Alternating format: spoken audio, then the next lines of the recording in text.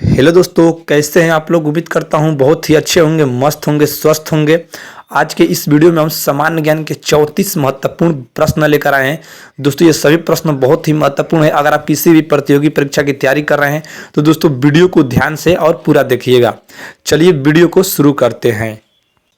दोस्तों आपका पहला प्रश्न है, भारतीय संविधान को कब अपनाया गया था। तो दोस्तों इसका उत्तर हो जाएगा ऑप्शन नंबर डी, 26 जनवरी 1950 को। 26 जनवरी 1950 को भारतीय संविधान को अपनाया गया था। अगला प्रश्न है, चुनाव आयोग का गठन कब किया गया था। तो दोस्तों उत्तर हो जाएगा ऑप्शन नंबर ए, जनवरी 1950 में। जनवरी 1950 में चुनाव आयोग का गठन किया गया था, याद रखिएगा। अगला प्रश्न है, भारत का पहला चुनाव आयुक्त किसे नियुक्त किया गया था। तो दोस्तों इसका उत्तर हो जाएगा option number B, Sukumar Sen को। दोस्तों सुकुमार सेन को भारत का पहला चुनाव आयुक्त नियुक्त किया गया था, याद रखिएगा दोस्तों। भारत का पहला चुनाव आयुक्त सुकुमार सेन को। अगला प्रश्न है, निम्न में से कौन सा चुनाव आयोग के कार्य हैं। तो दोस्तों इसका उत्तर हो जाएगा निर्वाचन क्षेत्रों का सीमांकन, चुनाव चिन्हों का आवंटन, मतदान सूची तैयार करना। ये तीनों दोस्तों चुनाव आयोग के कार्य हैं। अगला प्रश्न है, भारत के प्रथम आम चुनाव किस सिद्धांत पर आधारित थे।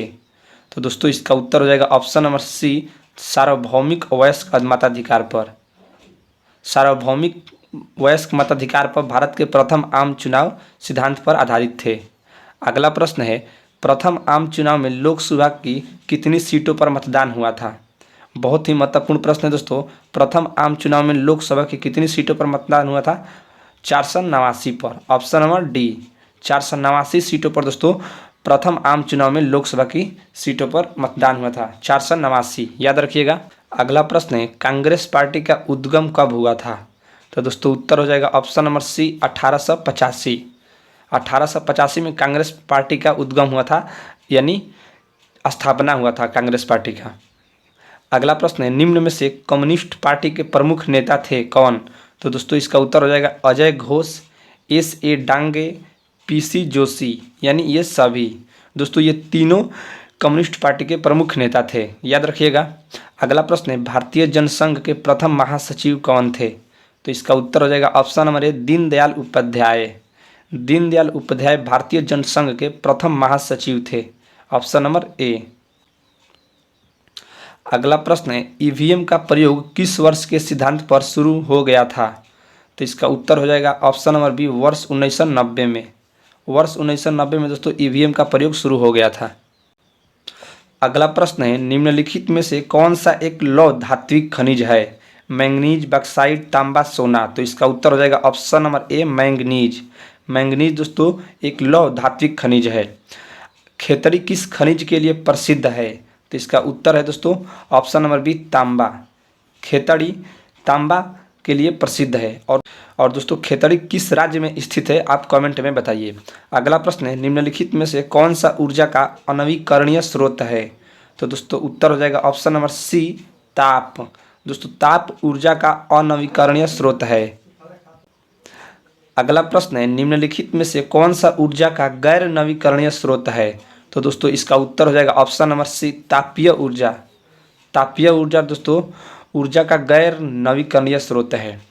अगला प्रश्न है, निम्नलिखित में से कौन खनिज नगर है। तो दोस्तों इसका उत्तर हो जाएगा ऑप्शन नंबर बी, डिगबोई। दोस्तों डिगबोई। निम्नलिखित में कौन सा खनिज भूरा हीरा के नाम से जाना जाता है। तो इसका उत्तर हो जाएगा ऑप्शन नंबर बी, लिग्नाइट।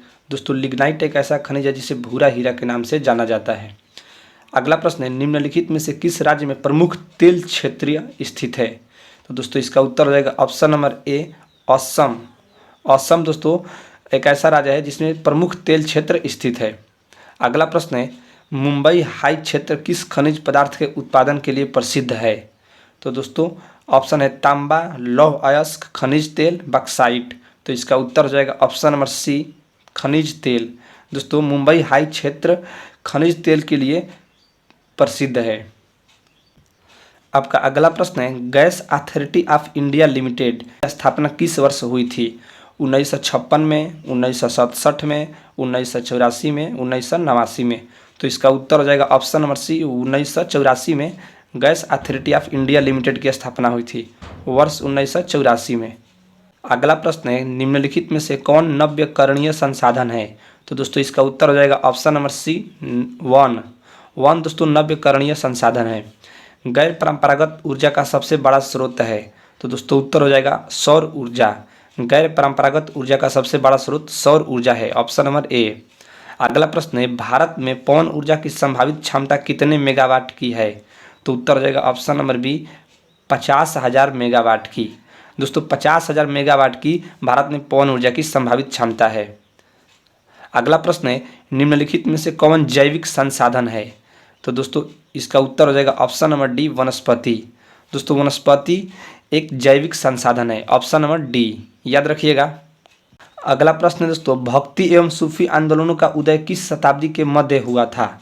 तो दोस्तों इसका उत्तर हो जाएगा ऑप्शन नंबर ए, 8 से 18वीं शताब्दी के मध्य, ऑप्शन ए। अगला प्रश्न है, बसवाना के नेतृत्व में किस शैव संप्रदाय का उदय व विकास हुआ? तो दोस्तों इसका उत्तर हो जाएगा ऑप्शन नंबर ए, वीर शैव एवं लियांगत संप्रदाय का, ऑप्शन नंबर ए, वीर शैव एवं लियांगत संप्रदाय का बसवाना के नेतृत्व में शैव संप्रदाय का उदय हुआ था, याद रखिएगा। अगला प्रश्न है, अपार संबंदर एवं सुंदरार की कविता तौरम की रचना किसके आधार पर वर्गीकृत की गई है? तो दोस्तों उत्तर हो जाएगा ऑप्शन नंबर बी, संगीत के आधार पर, संगीत के आधार पर, ऑप्शन नंबर बी, याद रखिएगा। हिंदू और मुसलमानों के धर्म ग्रंथों को किसने अस्वीकार किया? बहुत ही महत्वपूर्ण प्रश्न है दोस्तों, इसका उत्तर हो जाएगा option number D, Guru Nanak ji ने। दोस्तों हिंदू और मुसलमानों के धर्म ग्रंथों को गुरु नानक जी ने अस्वीकार किया था। अगला प्रश्न है, खालसा पंथ के संस्थापक थे? तो दोस्तों ऑप्शन है बाबा गुरु नानक, गुरु अर्जुन देव, गुरु तेग बहादुर, गुरु गोविंद सिंह। तो दोस्तों इसका उत्तर हो जाएगा ऑप्शन नंबर डी, गुरु गोविंद सिंह। दोस्तों गुरु गोविंद सिंह खालसा पंथ के संस्थापक थे, याद रखिएगा। अगला प्रश्न है, कुछ सूफी ऐसे थे जो खानकाह को त्याग कर फकीरी का अर्थ है गरीबी एवं ब्रह्मचार्य, फकीरी में विश्वास रखते थे, इन्हें क्या कहा जाता है? तो दोस्तों इसका उत्तर हो जाएगा ऑप्शन नंबर बी, रहस्यवादी। सूफियों ने कुरान संबंधित अपना साहित्य विकसित किया तथा सूफी संत जहाँ रहते थे उसे क्या कहा जाता था? तो दोस्तों उत्तर हो जाएगा ऑप्शन नंबर सी, खानकाह, याद रखिएगा, खानकाह। अगला प्रश्न है, हुनूज दिल्ली दूर अस्त किसका कथन है? तो दोस्तों उत्तर हो जाएगा ऑप्शन नंबर बी, निमाजुद्दीन औलिया की, याद रखिएगा, निमाजुद्दीन औलिया की कथन है हुनूज दिल्ली दूर अस्त। अगला प्रश्न है दोस्तों, ख्वाजा मुइनुद्दीन चिश्ती के दरगाह पर सबसे बड़ा उर्स मेला कहाँ लगता है? अर्थात क्वेश्चन ऐसा भी हो सकता है, मुइनुद्दीन चिश्ती की दरगाह कहाँ स्थित है? तो दोस्तों दोनों का उत्तर हो जाएगा ऑप्शन नंबर बी, अजमेर, याद रखिएगा। ख्वाजा मुइनुद्दीन चिश्ती के दरगाह पर सबसे बड़ा उर्स मेला कहाँ लगता है? अजमेर में। और मुइनुद्दीन चिश्ती की दरगाह कहाँ स्थित है? अजमेर में। अगला प्रश्न है, निमाजुद्दीन औलिया की दरगाह कहाँ स्थित है? तो दोस्तों इसका उत्तर हो जाएगा ऑप्शन नंबर बी, दिल्ली में। निमाजुद्दीन औलिया की दरगाह दिल्ली में स्थित है। अगला प्रश्न है, 711 ईस्वी में किसके सिंध पर विजय प्राप्त की जिससे भारत में इस्लामी सत्ता की स्थापना हुई? तो दोस्तों इसका उत्तर हो जाएगा ऑप्शन नंबर बी, मोहम्मद बिन कासिम, याद रखिएगा। अगला प्रश्न है, इस्लाम धर्म के अनुयायियों या इस्लाम को मानने वाले व्यक्तियों को कितने सिद्धांतों या शिक्षाओं का पालन करना पड़ता है? तो दोस्तों ऑप्शन है 7, 8, 5, 2। तो इसका उत्तर हो जाएगा ऑप्शन नंबर सी, 5, याद रखिएगा, 5। तो दोस्तों उम्मीद करता हूँ वीडियो पसंद आया होगा। वीडियो को पूरा देखने के लिए धन्यवाद। वीडियो को अभी तक लाइक नहीं किए तो लाइक कर दीजिए और हमारे चैनल पर पहली बार आए तो चैनल को सब्सक्राइब कर दीजिए ऐसे ही मोस्ट इंपॉर्टेंट जीके वीडियो पढ़ने के लिए। मिलते हैं किसी नए वीडियो में, तब तक के लिए जय हिंद, जय भारत।